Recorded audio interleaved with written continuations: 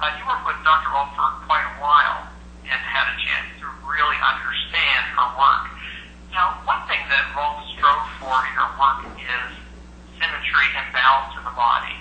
But I understand that you took a little bit of a different approach.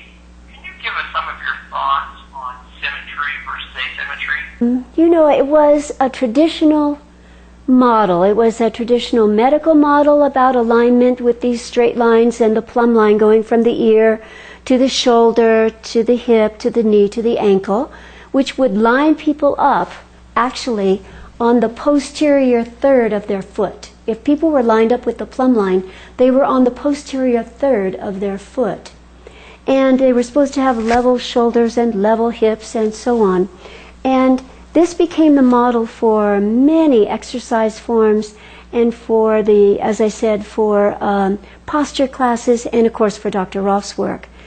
And I really became intrigued because I'd never met a body that was really symmetrical. And this bothered me. If it was supposed to be a natural state, why had I never met a body that was symmetrical? And it made me wonder, were we bad people because we were asymmetrical? Were we distorted in some way?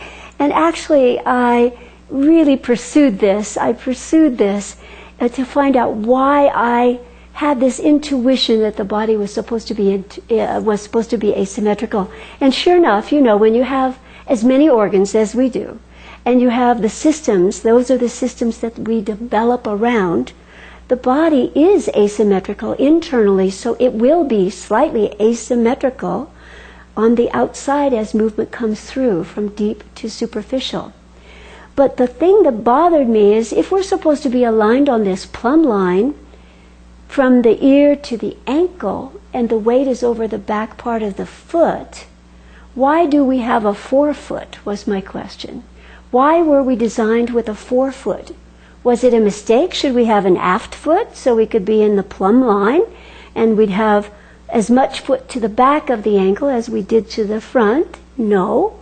It must be that we're supposed to be inclined and moving forward. So I actually took the paradigm and changed it and asked people to lean forward until their weight was over the transverse arch and the weight was on the whole foot, and that suddenly kept the body moving in this beautiful dynamic way. And so yes, it was a challenge at the time. People were upset.